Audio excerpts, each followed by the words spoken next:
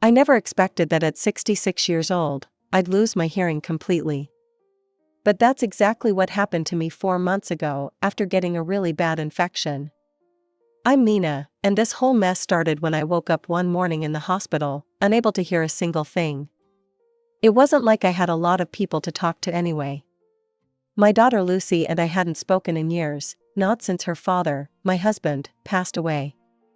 That whole situation still makes my blood boil when I think about it. Lucy showed up at my house just days after the funeral, demanding that I sell our family home and give her half of everything her father had left behind. I remember staring at her, shocked that she could be so cold about it. "Lucy," I told her, "your father left everything to me in his will. You'll get it all anyway when I'm gone, you're my only child. Why are you in such a hurry?" She didn't like that answer one bit. "That's not fair," she yelled. "I have my own family to think about.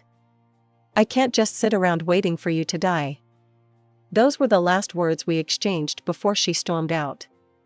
After that, we lived completely separate lives, her with her husband Mike and their kids in some rental house across town, me alone in the big house where I'd lived with her father for over 40 years. Then came the infection that took my hearing. I was lying in that hospital bed, feeling more alone than ever, when Lucy suddenly showed up in my room. She had a notepad with her, and I watched as she wrote something down and held it up for me to read. "Mom, you need someone to take care of you now. Let me help, please." Maybe it was the medication, or maybe it was just being tired of being alone, but I found myself nodding. Before I knew it, I invited her and her whole family to come live with me. Lucy, Mike, their 18-year-old daughter Drew, and 14-year-old Tom, they all moved out of their rental place and into my big country house. I even gave Lucy access to my bank account so she could handle all the bills and shopping, not just for me but for all of them. I figured it would be easier that way, since I couldn't hear anything anymore and going to stores or dealing with payment stuff had become a real challenge. The first few weeks of living together were strange, but Lucy really did stick to her word about taking care of me. Every morning, she'd go grocery shopping, making sure to get everything we needed. She'd cook 3 meals a day, clean the house from top to bottom, and never complained when I needed to go to yet another doctor's appointment. Those appointments became a regular part of our routine. Lucy would drive me to the clinic, wait with me in those uncomfortable plastic chairs, and help me communicate with the doctors. We'd gotten into a system where everyone wrote things down for me on notepads or their phones, and I'd respond by talking, probably too loudly, but nobody seemed to mind. I remember one particular appointment that changed everything. The doctor had been running all sorts of tests, and I was hopeful they'd finally have some good news.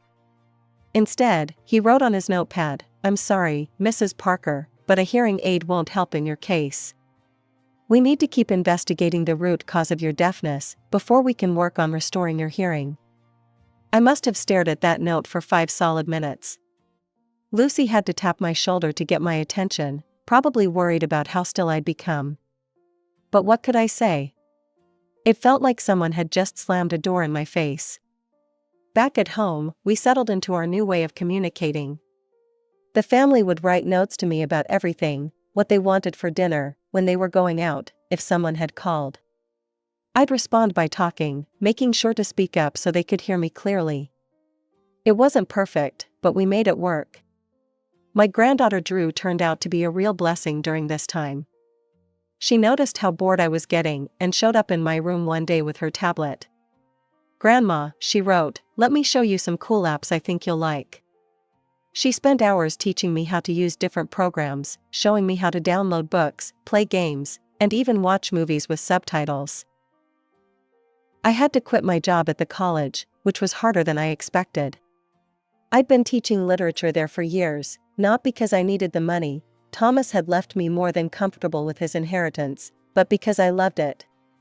Standing in front of those students, discussing great works of literature, watching their faces light up when they finally understood a complex passage, that was what got me out of bed in the morning. But you can't teach when you can't hear your students. I tried to convince myself I could make it work somehow, but deep down, I knew it was impossible. How could I lead discussions? How could I answer questions? How could I know if a student was struggling if I couldn't hear them trying to get my attention? So now my days are different. I spend most of my time reading books, both physical ones and ebooks on the tablet Drew gave me. I've discovered that the internet is a pretty amazing place when you have nothing but time on your hands. I've found websites about everything you can imagine, and I've even joined some online book clubs where everything is written rather than spoken. Living in silence makes you notice things you might have missed before. From my usual spot in the living room armchair, I had a front row seat to my family's daily life, even if I couldn't hear it. Lucy and Mike seemed to be getting along better than ever. I'd watch them in the kitchen during breakfast, heads close together, laughing over their coffee. Lucy would touch Mike's arm while they talked, and he'd smile at her in a way that reminded me of how Thomas used to look at me. Sometimes they'd catch me watching and wave, their faces breaking into warm smiles. The grandkids had settled into their routines too. Drew spent a lot of time in her room, studying or working on her photography projects. Tom was usually glued to his gaming console in the basement, only emerging for meals or when Lucy called him upstairs. It all looked so normal, perfect, even. But then I started noticing other things. Like the time I walked into the kitchen to get some tea, and Lucy and Mike were having what looked like an intense conversation. When they saw me, they both smiled broadly, too broadly, but their eyes met over my head in a way that made me uncomfortable. Or how sometimes, when they thought I wasn't looking, they'd exchange these knowing smirks while glancing in my direction. I tried to shake it off. After all, why would they be mocking me? Lucy was taking such good care of me, cooking my favorite meals, keeping my room spotless, making sure I took all my medications on time. And Mike had been nothing but helpful, fixing things around the house and even installing some new safety features in my bathroom. But those looks, those smiles, they kept nagging at me. The way their expressions would shift when they thought I wasn't watching. The quick glances they'd exchange when I'd ask them to write something down for me. The way their smiles never quite reached their eyes when they were directed at me. Stop it, I'd scold myself. You're just bitter because you can't hear. You're imagining conspiracies because you're frustrated with your situation. They're your family, they love you. Weeks passed like this, with me constantly second-guessing everything I saw. Was that laugh really at my expense? Did that whispered conversation stop because I entered the room? Was I really seeing mockery in their expressions, or was it all in my head? Then came that morning, it must have been around 6 a.m. I was sleeping soundly when something jolted me awake. At first, I was confused, disoriented. Then I realized what had woken me, a car horn blaring loudly from the street outside. I jumped out of bed, already pulling on my robe, ready to go give that inconsiderate driver a piece of my mind. I was halfway to my bedroom door when it hit me, I had heard the horn. I had actually heard it. My hands started shaking as I stood there in the middle of my room. I could hear the early morning birds chirping outside my window. I could hear the hum of the heating system. I could hear the old floorboards creaking under my feet. My hearing was back. After 4 months of nothing but silence, I could hear again. My heart was still racing with excitement as I headed toward the stairs. I couldn't wait to tell everyone about my miracle, that my hearing had returned. But halfway down the staircase, I heard voices coming from the living room. Lucy and Mike were already up, talking in low tones. "I'm so damn tired of this," Mike was saying, his voice dripping with irritation. "How much longer do we have to keep pretending? Pretending to care about your mother. Acting like we're one big happy family. I'm sick of tiptoeing around that old woman. When is she finally going to die?" I froze on the stairs, my hand gripping the railing so hard my knuckles turned white. But what came next was even worse. "Just be patient," Lucy replied, and I could hear the smile in her voice. "It won't be much longer. I mean, look at her, she's already lost her hearing. That's usually the first sign of overall decline in old people. Once they start losing their faculties, they usually give up pretty quickly. She'll probably just waste away." The world tilted sideways for a moment. I had to sit down on the stairs, my legs too weak to hold me up. My own daughter. My own flesh and blood was sitting down there, calmly discussing my death with her husband. All those suspicious looks I'd noticed. I hadn't been paranoid after all. It took everything I had not to break down right there. I stood up, straightened my robe, and walked down the rest of the stairs. Entering the living room, I made sure to walk heavily. After all, a deaf person wouldn't know to step quietly. I smiled broadly at them and practically shouted, just as I had been doing for the past 4 months, "Good morning. It's such a beautiful day." They jumped a little at my entrance, but quickly recovered. Lucy gave me that sweet, fake smile I now recognized all too well, while Mike nodded enthusiastically. God, how had I not seen through this performance before? That afternoon, I dug out my old phone from the drawer and figured out how to use it as a voice recorder. I wasn't sure what I would do with the recordings yet, but I knew I needed evidence. Every morning after that, I'd slip the phone into the pocket of my house dress and let it record everything. The things I heard over the next few days made me sick to my stomach. It wasn't just Lucy and Mike, even my grandson Tom was in on it. He'd come home from school, look right at me sitting in my chair, and ask loudly, "Hey, is the deaf old lady still alive?" Lucy and Mike would laugh like it was the funniest joke they'd ever heard. "Yes, son," Mike would say, chuckling. "Unfortunately, she's still kicking." "God, she's so annoying," Tom would complain, rolling his eyes. "Everything has to be written down or gestured. It's infuriating. Can't she just figure things out on her own?" And through it all, they'd smile at me. Sweet, caring smiles. Patient smiles. Loving smiles. They'd write me little notes asking if I needed anything, if I was comfortable, if I wanted a cup of tea. And all the while, they were waiting for me to die. Thank God for Drew. In the middle of all this ugliness, my granddaughter was the only pure thing left in my life. While everyone else in the house was putting on an act, Drew's kindness was real.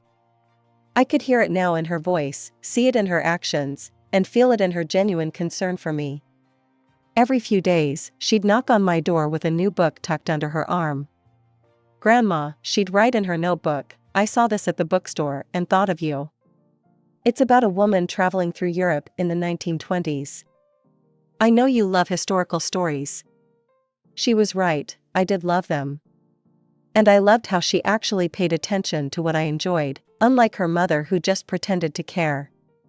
Drew would sit with me for hours, showing me her photography projects on her laptop. She had real talent, capturing moments that told entire stories in a single frame. I could hear her voice now when she shared these things with me, full of passion and enthusiasm, but I kept up my act of reading her notes and responding in my too loud voice. It broke my heart a little to pretend with her, the only honest person in this house, but I couldn't risk the others finding out. But what truly touched my heart was how she stood up for me when she thought I couldn't hear. One evening, I was in my room when voices rose from the hallway outside my door. "Mom, you need to stop talking about Grandma like that," Drew was saying, her voice firm. "She deserves better. She's not just some burden we're waiting to get rid of." "Oh, honey, mind your own business," Lucy dismissed her. "Go to your room and stop interfering in things that don't concern you." I heard Drew storm off, her footsteps heavy with teenage indignation. Through my window, I could see her walk to the garden bench where she always went when she was upset. She sat there, wiping tears from her eyes, and I wished I could tell her how proud I was of her, how grateful I was for her defense of me. It was strange how Drew had turned out so different from her mother. Where Lucy was calculating and cold, Drew was warm and genuine.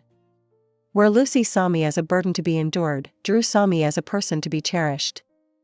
Sometimes I caught myself studying her face, trying to find traces of the kind young woman Lucy had once been, before money and greed had poisoned her heart. Having Drew in my corner made the whole situation a little more bearable. Yes, I was living in a house full of people who were waiting for me to die, but at least I had one ally. One person who saw me as more than just an inconvenience or a source of inheritance. One person who actually cared. It's amazing how people will say anything in front of someone they think can't hear them. I was sitting in my usual spot in the living room, pretending to be absorbed in my book, when Lucy and Mike started talking about money. My money, to be specific. "So how much have you managed to get out so far?" Mike asked casually, as if they were discussing the weather. He was sprawled on the couch, feet up on my coffee table. Lucy was flipping through some papers, probably my bank statements. "About 25,000 so far." I nearly dropped my book, but caught myself just in time. $25,000?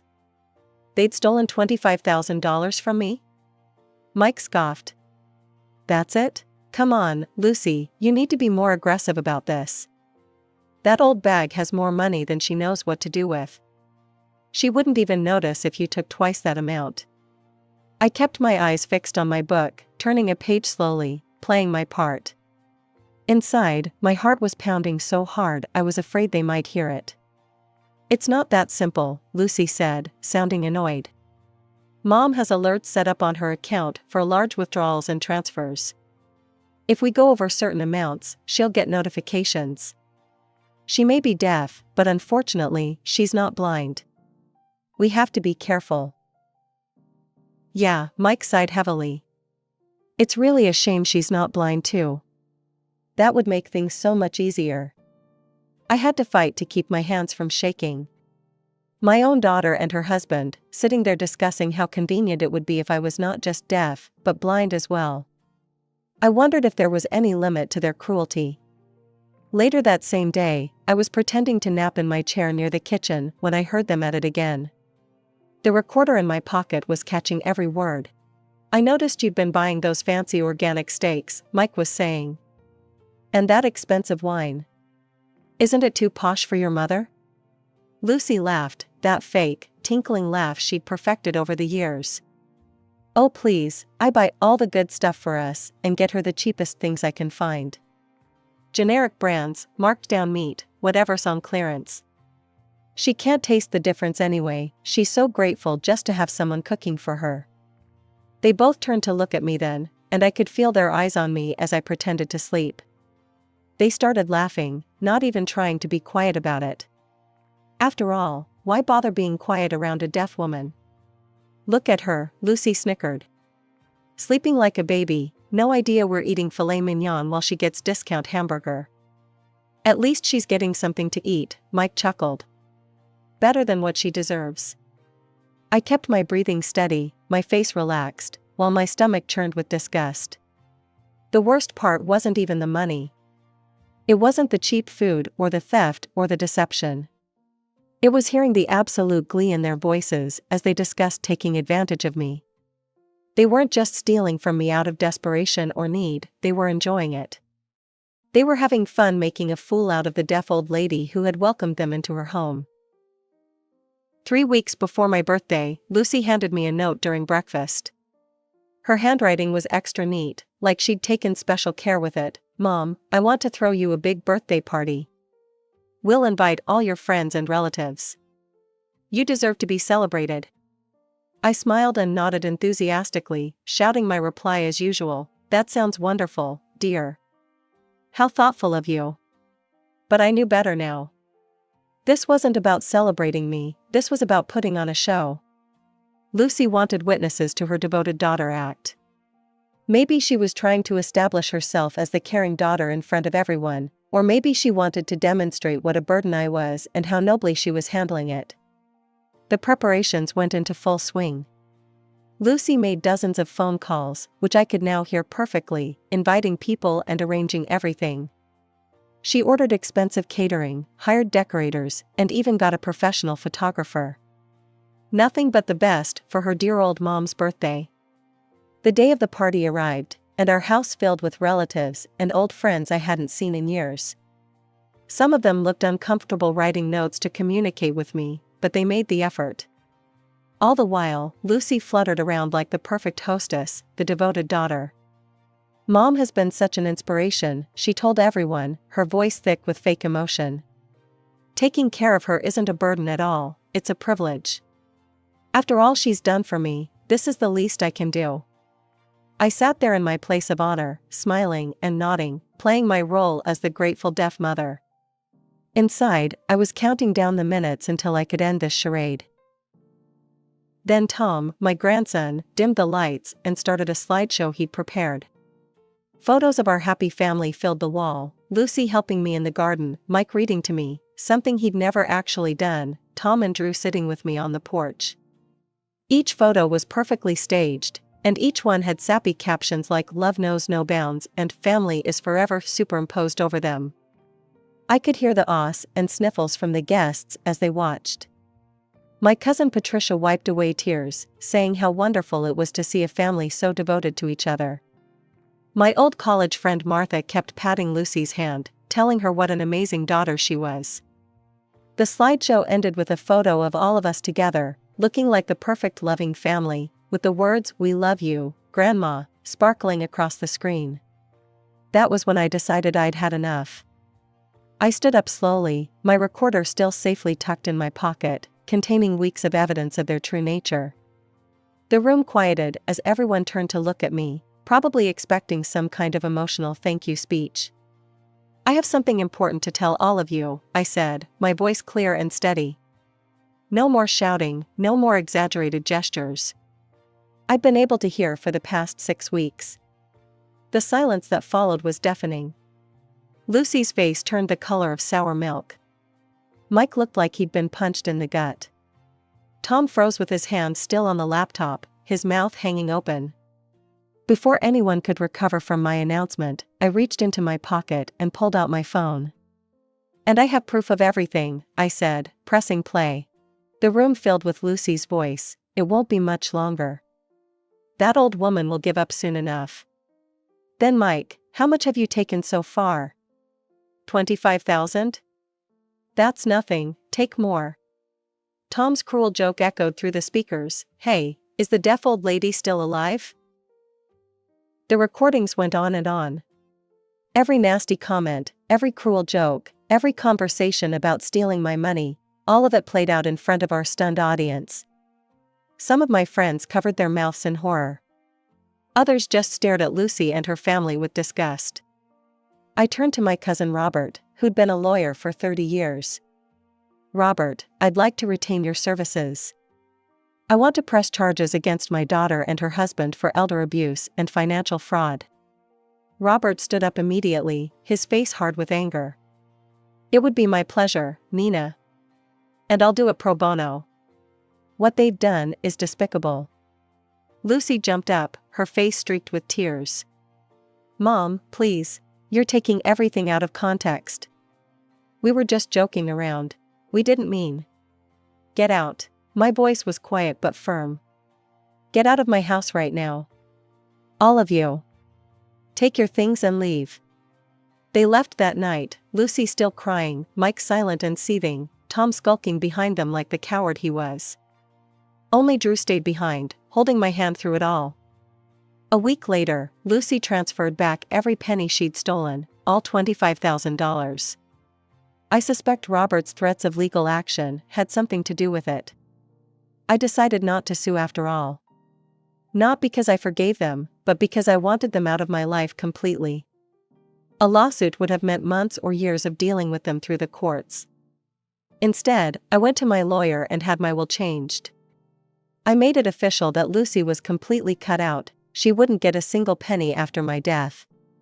I made sure all our relatives and friends knew about it too. No one blamed me, they'd all heard the recordings. As for Tom, I couldn't bring myself to forgive him either. Some people told me I should cut him some slack, because he was only 14, but I disagreed. 14 is old enough to know right from wrong. 14 is old enough to understand that wishing death on your grandmother isn't a joke.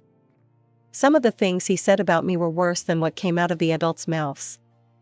But Drew, my sweet Drew, turned out to be my saving grace. When she got accepted to Berkeley, I paid her tuition in full. She moved into the dorms, far away from her toxic parents, and she comes to visit me every weekend she can. We spend hours talking about her photography projects, her classes, her dreams for the future. Yesterday, I finalized my new will. Everything I own, the house, the savings, all of it, will go to Drew when I'm gone. She's the only one who showed me real love, the only one who defended me even when she thought I couldn't hear her. She's the one who deserves it. You know, it's funny. Lucy spent years scheming to get her hands on my money, and all she had to do was be a decent human being. If she'd shown me just a fraction of the genuine love that Drew did, she would have inherited everything anyway. I may have lost a daughter, but I gained something more valuable, the truth. And in Drew, I found the kind of family I always wanted, one based on real love, not greed and deceit.